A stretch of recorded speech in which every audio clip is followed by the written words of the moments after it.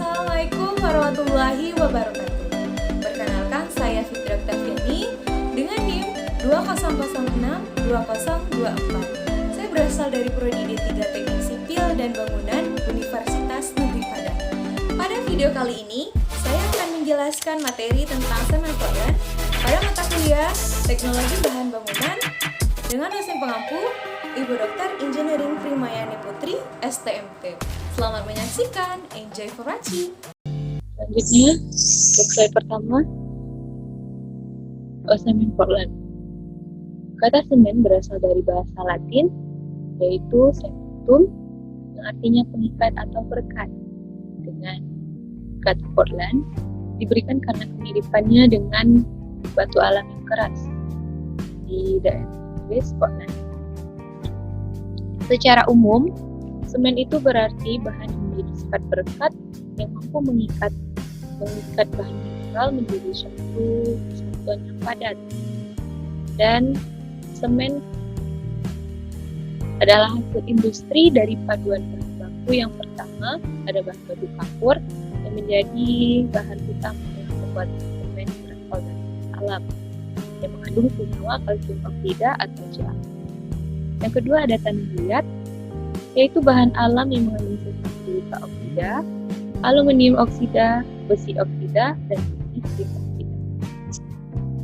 Untuk menghasilkan semen, bahan baku tersebut dibakar sampai meleleh yang akan membentuk klinkernya yang kemudian dihancurkan dan ditambah dengan gips dengan jumlahnya yang sesuai. Untuk semen Portland ini diproduksi pertama kali oleh Joseph Astin. Ia mematenkan clay dan limestone semen Portland pada tanggal 21 Oktober 1824 untuk di daerah Jerman, disusun pada tahun 1877 di daerah Inggris pada tahun 1904 dan di Amerika Serikat pertama kali diterbitkan pada tahun 1904. Selanjutnya ada tujuan pemakaian semen menurut klasifikasinya yang terbagi atas 13 jenis. Yang pertama ada OPC atau Ordinary Portland Cement. Pada OPC ini dipakai untuk semua macam konstruksi, yang mana pada OPC ini digunakan untuk dalam pembuatan konstruksi gedung, jalan raya, dan jembatan.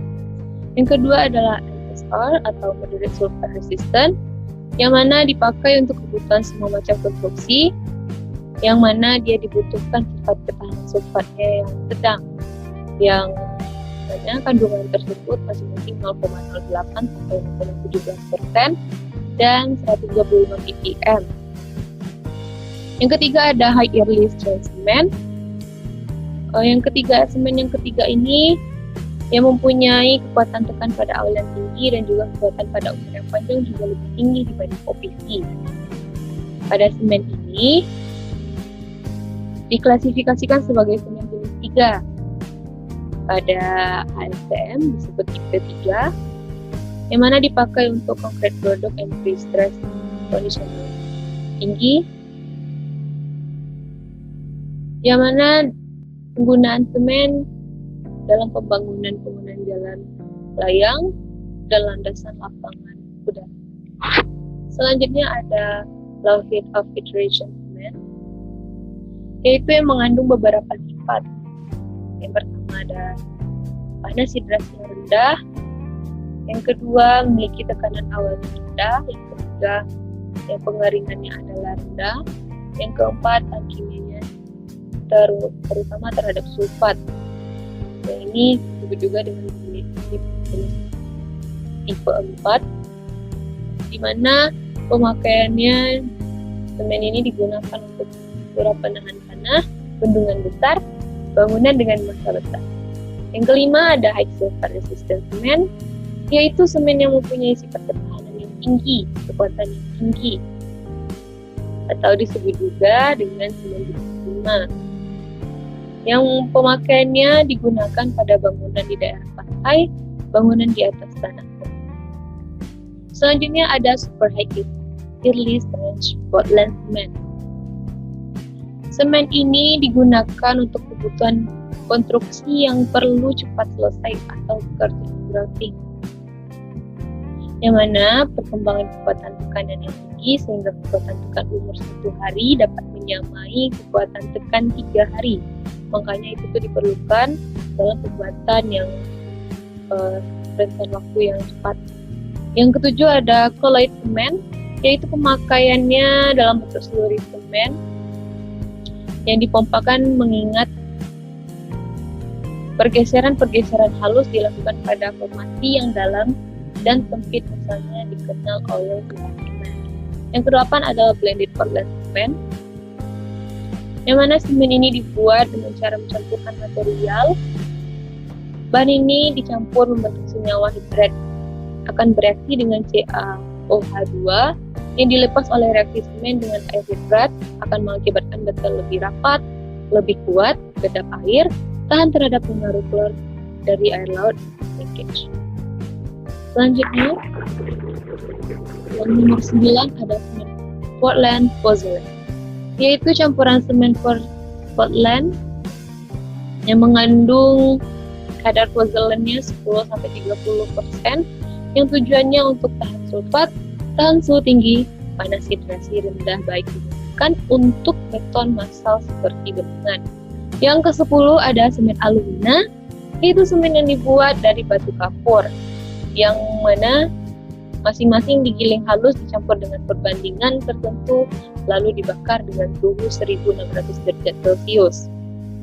Ciri-ciri semen alumina ini berwarna biru. Semen ini tahan asam, tahan terhadap garam, sulfat, suhu yang tinggi. Dan pada semen ini digunakan pada suhu normal, sekitaran 25 derajat Celcius. Selanjutnya ada semen putih, adalah semen Portland yang kadar besi oksidanya rendah, kurang dari 0,5% dalam pembuatannya, memerlukan perhatian khusus. Bahan bakar yang dipakai adalah minyak tanah, kelingkar, penggilingan tidak boleh besi, 6 atau baja. Bahan baku yang digunakan dalam pembuatan semen putih ini adalah batu kapur putih, tanah liat putih yang mengandung besi oksida, dan pasir silika. Selanjutnya yang ke-12 adalah jenis semen lain, yang mana salah satunya semen dan mix semen. Yang ke-13 terakhir adalah oil well semen. Yang semen ini khusus digunakan dalam proses penguburan minyak bumi atau gas alam, baik itu di darat maupun di lepas pantai. Untuk semen ini semakin baik mutu semen, maka semakin lama pembatunya dicampur dengan air. Angka-angka hidrolitasnya dihitung dengan rumus persen SiO2 ditambah persen A2O3 ditambah Fe2O3 dan persen CaO ditambah persen MgO. Angka hidrolitas tersebut berkisaran 1/1,5 lemah hingga 1/2 disebutkan sekali. Untuk proses pembuatan semen ini akan saya jelaskan secara umum dan nanti ada secara khusus. Secara umumnya adalah batu kapur, yang mana batu tersebut dipecah dengan ukuran minimal 50 mm, lalu dicampur dengan lempung, pasir, dan biji besi, lalu dibawa ke ball mill yang akan dicampurkan dengan air, akan menjadi larutan pekat dan menghasilkan slurry. Selanjutnya diuji komposisi kesesuaian spesifikasinya, dan slurry tersebut dibakar dengan temperatur 1500 derajat Celcius. Maka bubuk batu bara halus dan udara ditiupkan ke ujung tungku dipanasi dengan 1500 derajat Celcius. Panas tersebut digunakan untuk menghilangkan air dan kandungan CO2 dari slurry tersebut, yang akan menghasilkan partikel-partikel yang akan membentuk butiran abu-abu gelap disebut dengan kelingkar dan disimpan di storage. Kelingkar tersebut dicampur dengan gipsum atau CaO4 lalu dihaluskan di ball mill yang akan membentuk bubuk halus dan menjadilah semen Portland, dan semen tersebut disimpan untuk didistribusikan. Dalam pembuatan semen Portland ini ada dalam pembuatan khususnya. Yang pertama akan saya jelaskan terbagi dua, Yang pertama ada wet process atau proses basah. Pada proses basah ini, bahan baku dicampur dengan air dan lalu dihancurkan dan diuapkan kemudian dibakar menggunakan bahan bakar minyak. Yang kedua ada dry process atau proses kering, yang mana penggunaan ini teknik penggilingan dan blending kemudian dibakar dengan bahan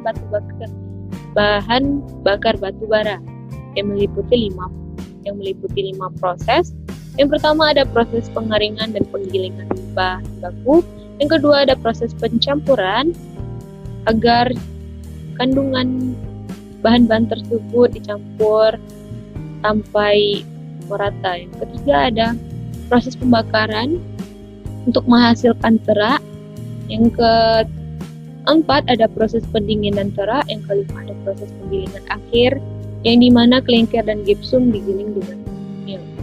Selanjutnya ini adalah gambar pembuatan semen, gambar pertama yang bisa kita lihat bersama.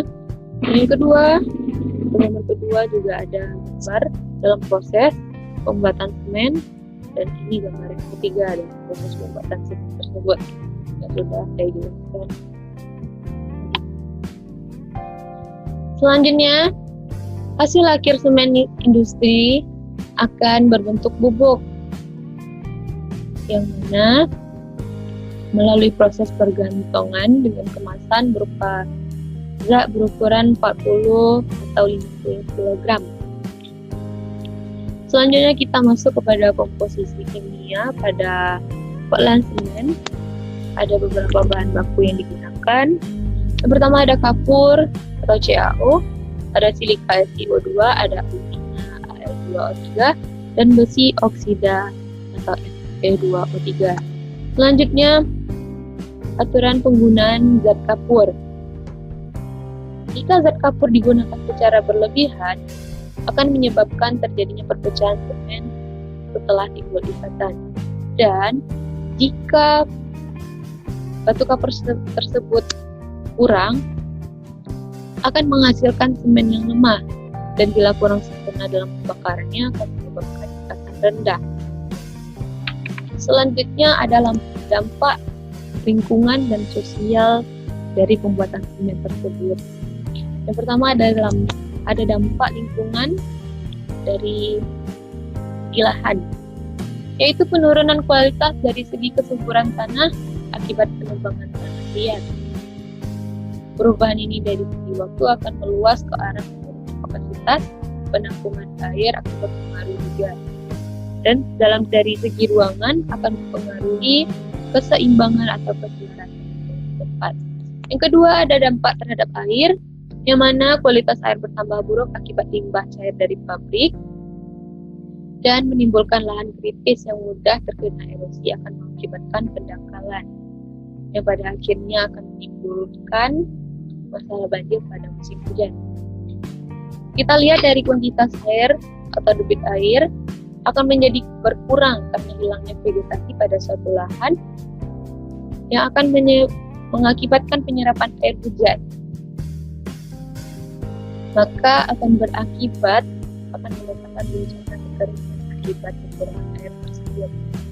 Yang ketiga ada dampak terhadap udara. Yang pertama ada debu. Debu pabrik itu akan dihasilkan pada waktu pengadaan bahan baku dan selama proses pembakaran yang akan mempengaruhi banyak kehidupan. Kedua ada debu yang dihasilkan selama pengadaan bahan baku di pabrik dan bahan jadi keluar pabrik termasuk pengantongannya. Yang kedua ada debu secara visual yang akan membentuk kabut dan kepulan debu akan menimbulkan pencemaran udara yang sangat mengganggu sekali untuk proses pernapasan kita. Yang ketiga, gas yang dihasilkan oleh pembakaran bahan minyak dan batu bara yang mengandung hidrokarbon dan belerang. Yang terakhir ada kebisingan yang terjadi yang bersumber dari tiga bumi. Yang pertama, sumber bumi yang digunakan pabrik, alat-alat seperti traktor yang dipakai untuk pengambilan bahan baku, dan terakhir sudah ada teman yang diperlukan pada waktu pengambilan kapur. Yang ini akan menimbulkan pencemaran pada udara. Selanjutnya kita masuk kelima. Dampak kelima, berkurangnya keanekaragaman flora karena berubahnya pola vegetasi dan jenis endemik. Dan terakhir, berkurangnya keanekaragaman fauna karena berubahnya habitat air dan habitat tanah tempat hidup hewan-hewan tersebut. Dan dampak itu sangat berpengaruh sekali terhadap ekosistem yang mana pada sistem pertumbuhan flora dan fauna di Indonesia. Sedangkan kita lihat dari dampak negatif dari segi sosial, status gizi kadar hemoglobin darah di mana semakin rendah, status gizi seseorang semakin rendah, maka semakin rendah kadar hemoglobin darahnya. Dampak lingkungan terhadap pola penyakit, khususnya penyakit saluran pernapasan seperti bronkitis, faringitis, dan TBC paru. Yang mana beberapa penyakit yang diperkirakan akan meningkatkan intensitasnya antara lain penyakit yang saluran pernapasan sangat berpengaruh sekali, dan karena penyakit tersebut ada berhubungan dengan gangguan kejiwaan atau psikososial. Dan penyakit lainnya yang berhubungan dengan kondisi lingkungan yang kurang signifikan. Selanjutnya kita masuk kepada pabrik-pabrik semen yang ada di Indonesia. Yang pertama ada PT Indo Semen Tunggal Prakarsa, yang kedua ada PT Semen Batu Raja Persero, yang ketiga ada PT Semen Padang, yang keempat PT Semen Gresik, yang kelima PT Semen Bosowa, yang keenam PT Semen Andalas, yang ketujuh PT Semen Cibinong, yang kedelapan PT Semen Nusantara, 9 PT Semen Tonasa. Kita lanjut kepada jenis semen. Pertama ada jenis hidrolisis. Pada jenis hidrolisis ini ada tertera semen pozolan, yang mana pembuatan semen ini dicampur dengan beberapa bahan,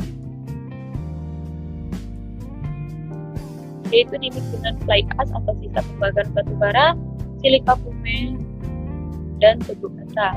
Keuntungan dari PPC ini yaitu produk murah karena menggunakan material yang harganya murah atau pozolanik.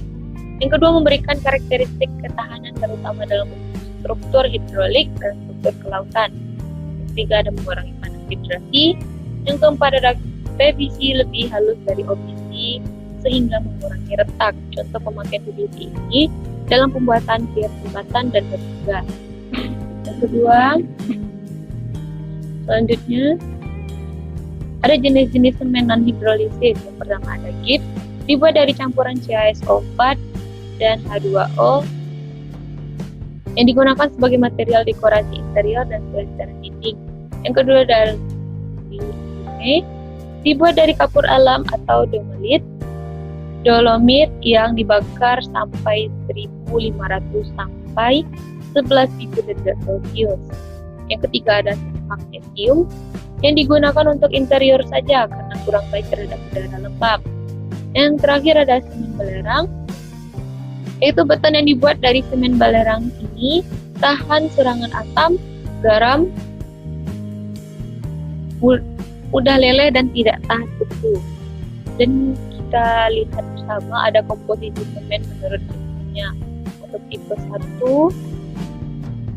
yang memiliki karakteristik umum, semen untuk semua tujuan. Tipe 2 atau modifikasi, karakteristiknya relatif sedikit pelepasan panas digunakan untuk struktur besar. Tipe 3 mencapai kekuatan awal yang tinggi pada umur 3 hari. Dan tipe 4 dipakai pada bendungan beton. Tipe 5 tahan sulfat dipakai pada saluran struktur yang diekspos terhadap sulfat. Dan ada beberapa kandungan yang kita lihat bersama. Selanjutnya dari segi penyimpanan semen. Untuk penyimpanannya bisa kita lihat ada 2 gambar. Itu gambar yang pertama, itu gambar yang benar. Gambar yang di bawahnya itu gambar yang salah karena terletak di luar ruangan. yang akan mengakibatkan kerusakan pada semen tersebut.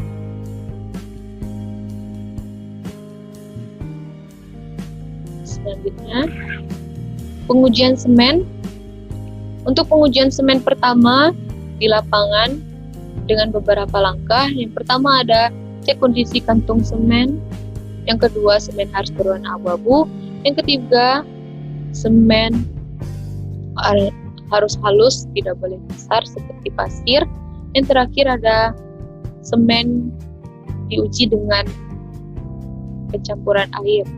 Apakah pada waktu pertama dia akan mengapung dan nanti akan tenggelam, dan itu akan kita uji. Yang kedua ada pengujian semen 2 di laboratorium. Yang pertama ada finish test, yaitu cara pengujian untuk menentukan luas spesifik dari semen dinyatakan sebagai jumlah luas permukaan. Yang kehalusan semen menentukan pembentukan kepatan yang lebih cepat. Yang kedua ada setting time test, adalah proses di mana pasta berubah dari kondisi basah atau cair menjadi keras.